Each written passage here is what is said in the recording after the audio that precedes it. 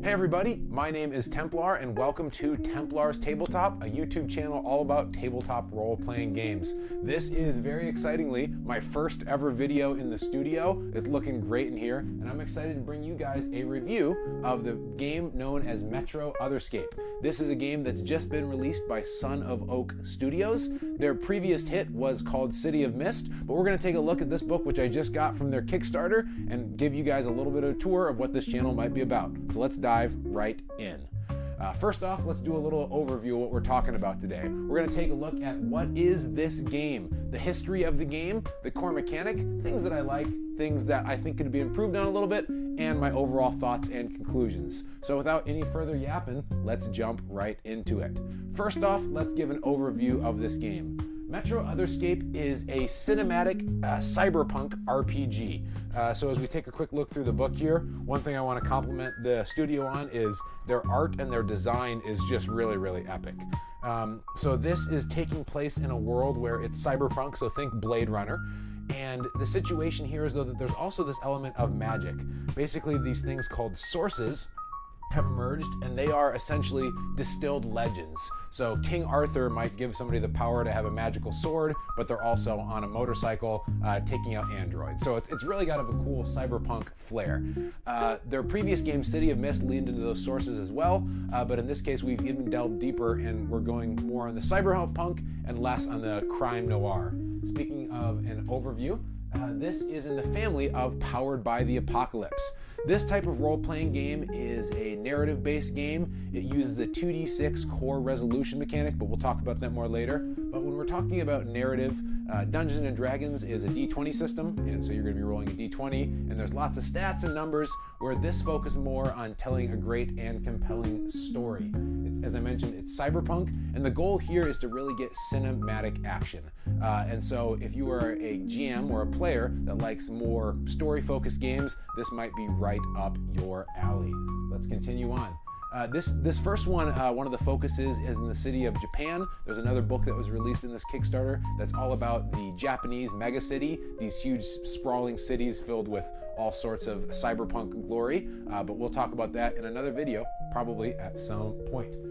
So continuing back onto the history of this game, as I mentioned, this is in the family of Apocalypse World games.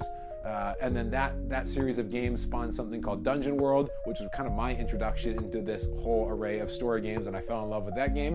And then next came City of the Mist, which I've enjoyed a lot of actual play podcasts, people playing that online. That's kind of how I learned the system. And then now we get to Metro Otherscape, which is a pretty cool one. So let's talk about the core mechanic. How do you actually play this game? In general, you are going to be rolling 2d6, and then you are going to be adding a number of statuses or tags. Tags are the way that your character is described in this game. So if I'm playing a cyber samurai, I might have the tag of augmentation, mechanical augmentation, or flaming katana. Or if I was a wizard, I might have magical spells, abilities. And so tags really define your character. For people coming from a different type of system where you're used to a lot more numbers, it can take a little bit of getting used to, but ultimately once you learn that system, you are able to jump right in and just tell great stories. And so it's something that I've really enjoyed playing these type of games. Back to our system here, if you roll anything under a 6, it's called a failure. Your character suffers a consequence, and the GM, or the Master of Ceremonies in this case, gets to do something bad.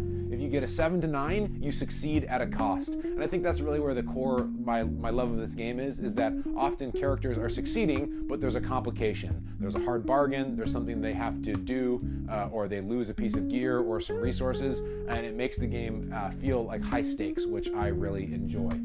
Statuses are the way that things are tracked, so injuries, compulsions, personality, all that kind of stuff. There's a lot of really great stuff with statuses. And then finally, a 10 plus will give you a full success. Your character succeeds exactly at what they want to do. As a side note, and a somewhat shameless plug, I have made my own tabletop system that takes this but changes the difficulties a little bit, but we'll talk more about that in a later video. Let's continue on. So after the core mechanic, let's talk about the things that I really like about this game. First of all, the things that I like, the vibes are great. I'm going to show you guys a quick look. Here is another book that is in this product line, which is called the Action Database. And you can see this samurai battling some sort of an ogre creature. As I flip through this, and I said this is the Action Database, all of the cyberpunk flavor really bleeds through here. The art is great. This is a great example of that. Just magic plus cyberpunk, all of the stuff really works together. I think it really nails that theme. Additionally, as I mentioned, the other thing that I like is I really like the one core mechanic. Basically, once you learn that 2d6 system, you are able to do essentially everything in the game just using that rule and that roll. And as a result, after you get your mind around the story system, it becomes a lot easier to just pick up and play.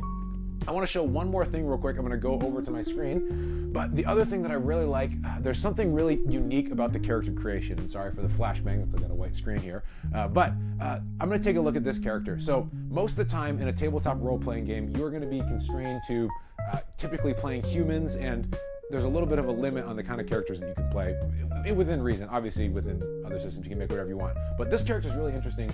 This character is fully magical and cybernetic. It's like this magical creature that's also in cyberspace now. And what I really like about this system is that once you have that really flexible rule set, you can make characters that are quite a bit more off the beaten trail than in traditional games. And so as soon as I read this, and I was thinking, I could play a character that's not even fully present in the scene and it would work well within the rules, that was really exciting. And so long story short, there is a lot of flexibility within that story system. And as I apologize for some of the cuts here, I'm still getting used to our studio, but thank you guys for being with me on this first journey. And my goal is to do not a lot of editing, but hey, you guys are along for the ride. So back to the things that I like about this game.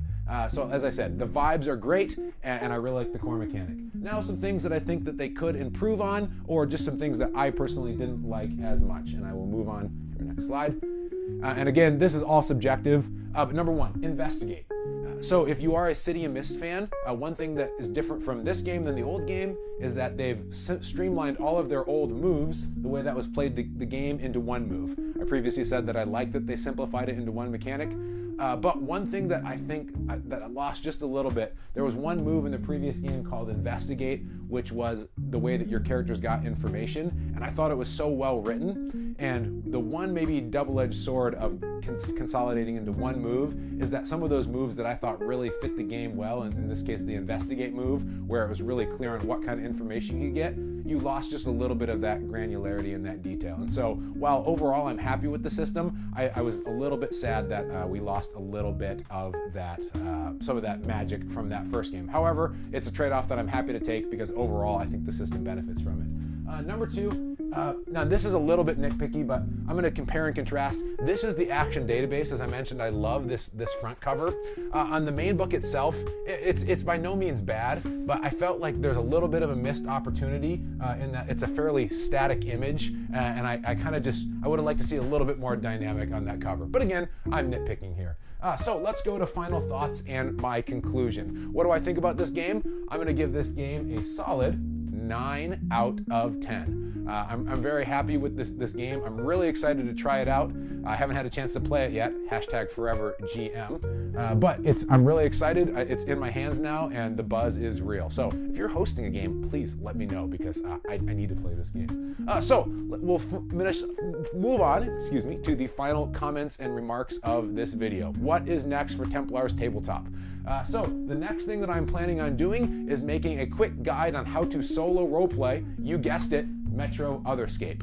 So I get a chance to do a little bit of solo gaming. It's something I enjoy. So my next goal is to make a quick guide on how I would solo it. And then if things go well, down the road, maybe we'll even get a little bit of a solo gameplay video on this channel. So thank you everyone so much for joining me on this inaugural debut of the channel. I hope you guys enjoyed. Let me know what you guys think. What do you think of tabletop role-playing games? What do you think of the new Metro Otherscape? Give me some thoughts on the video, and thank you guys so much for watching. This is Templar, and until next time, happy gaming.